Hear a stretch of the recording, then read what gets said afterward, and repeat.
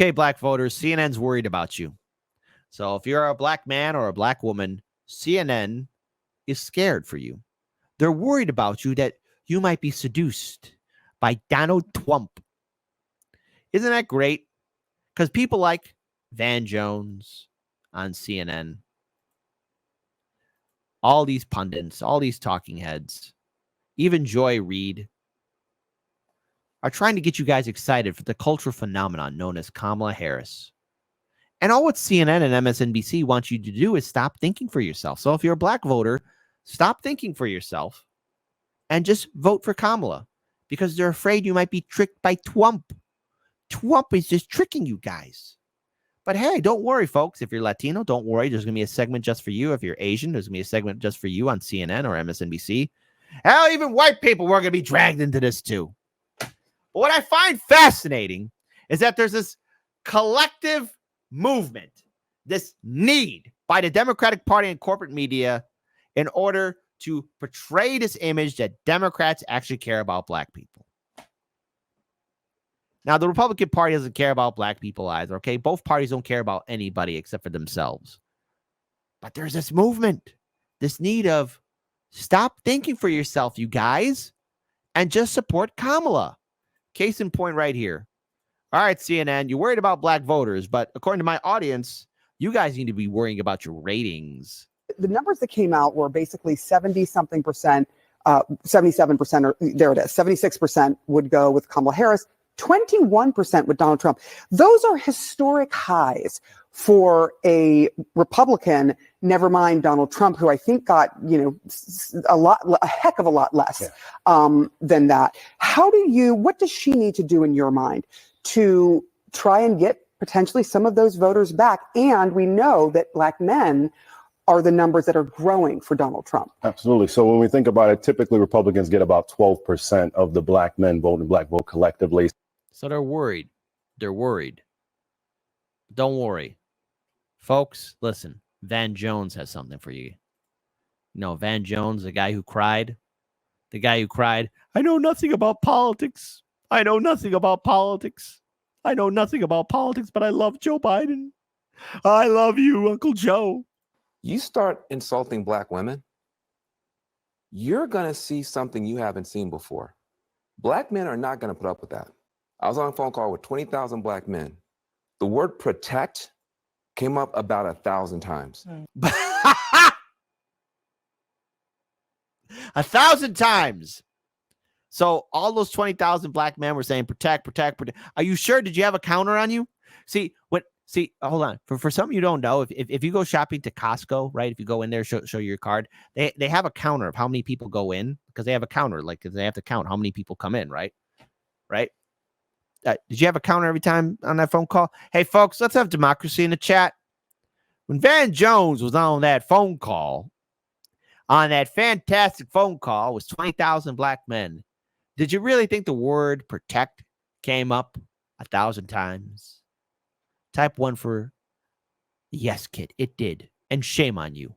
You know nothing, you awful man. Type 2, man, that's BS. And type 3, there was no phone call in the first place. I wonder how many threes we'll get in the chat because I call BS on that phone call. Oh, yeah, I was on a phone call. Yeah, there was 20,000 guys on there and everybody said protect. Black men are not going to put up with that. I was on a phone call with 20,000 black men. The word protect came up about 1,000 times. Protect this sister. Protect this sister. We're going to protect her. Protect her. You're about to... Wait a minute. Oh my God. Sometimes my audience is just too brutal. You guys, I'm afraid the show is making you guys too mean. The Quantum Alchemist writes, so that makes it 19,000 times where it didn't come up. That makes a ratio of 1 to 20, which is a bad ratio. LMAO.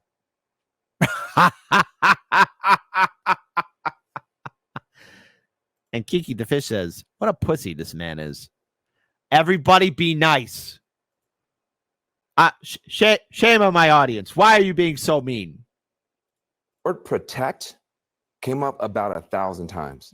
Protect this sister. Protect this sister. We're going to protect her. protect her. You're about to see something you haven't seen before. Look, people messed around with Hillary Clinton and said a bunch of mean stuff to her. Black men set that out. We won't set this out. So I don't think that the Republican Party understands that all the work that they did trying to get us over there, two more days of this, it's going to be a problem. You know, I've been following the data and polling as well. More black voters, black men, are either choosing to vote third party, not vote, or consider voting for Donald Trump. So this whole idea that the Democratic Party cares about black people, black voters, my only question is, since when? Okay, I live in the city of Chicago. You know, it is a blue city. I'm not going to debate you on that one. But what I've been witnessing in my city, especially in black communities, is a growing disdain, hatred, anger, and massive amount of disrespect towards the Democratic Party. I have never seen this before in my life living in this city. The Democratic machine here in Chicago is crumbling. It is breaking. People are upset. That goes for everybody in this city, and it goes across the whole nation. People are not just robots, Democrats. Black voters don't owe you their vote. And same thing goes to the Republican Party. That's right, Republican Party. You're not owed anything either, because you don't improve people's lives. You make it just worse. Hold on. Wait. You know what? Maybe I'm being too mean. Maybe I'm not being sensitive enough. Maybe I'm wrong here. Because Joy Reid brings up the issues of, that's right, the cultural phenomenon of Kamala Harris. So let's talk about it. Hey, fam. Okay, I just got to say it. And don't call us I fam. just got to say it. Don't call us fam. Given the just stratospheric entrance of Vice President Kamala Harris into the presidential campaign. Don't worry. And yes, I will be raising up the volume on this. I do apologize if it's too low. Hey, fam. Okay, I just got to say it. I just got to say it.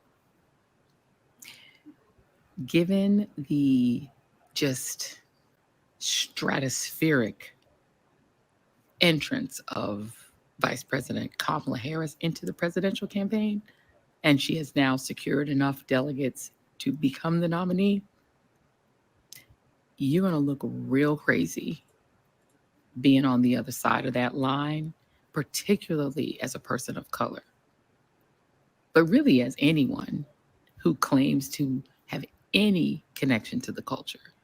You're going to look real weird and real lonely on that side. The door needs to close behind Amber.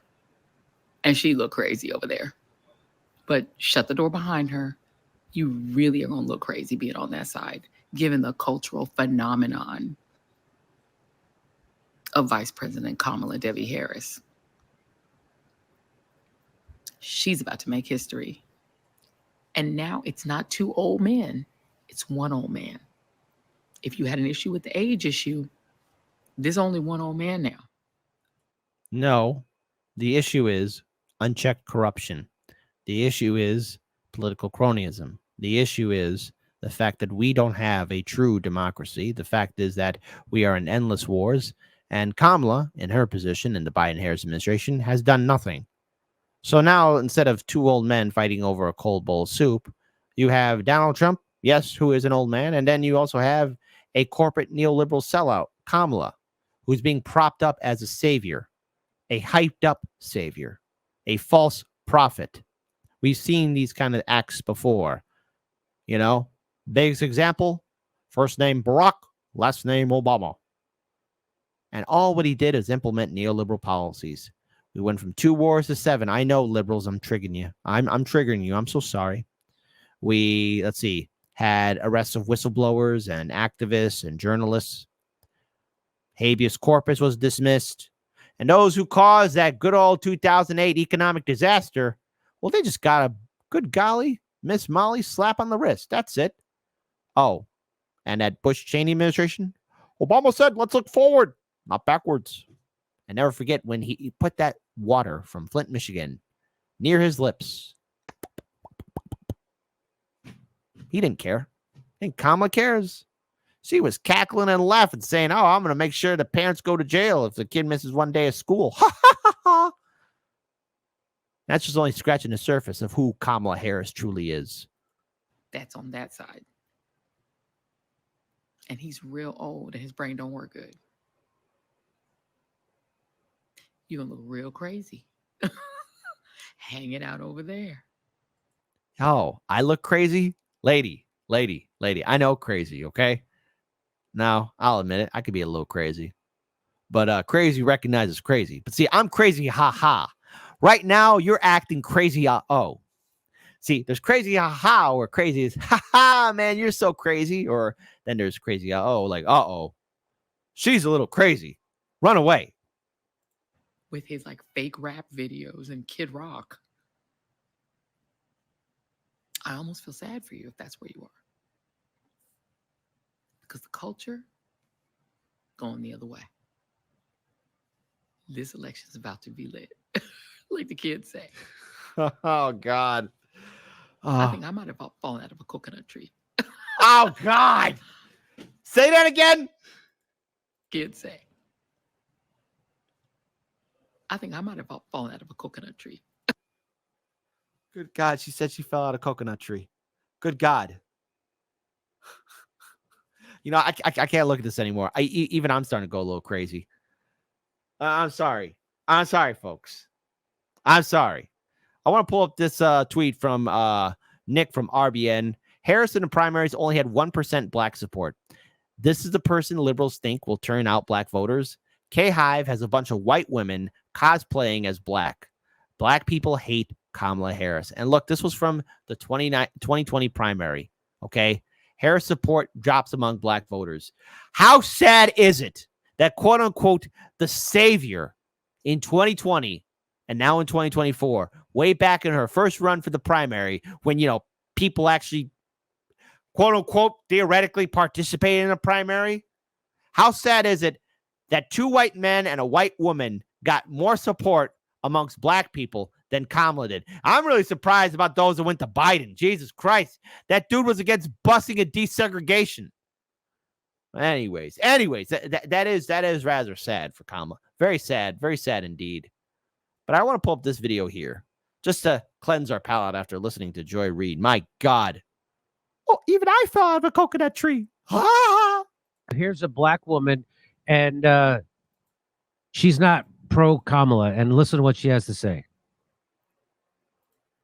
So the DNC, the GCCC, and the Democratic Party all actively forgoed a primary process. And they were telling us that Joe was ready to go. Even though you and I both knew that Joe probably hasn't known what day it is since about 2022. And now we're expected to support Kamala Harris, who, mind you, is not only a member of his administration, so an active participant in what is going on in Gaza, but she's also a cop, a prosecutor who ruined a lot of black families in California.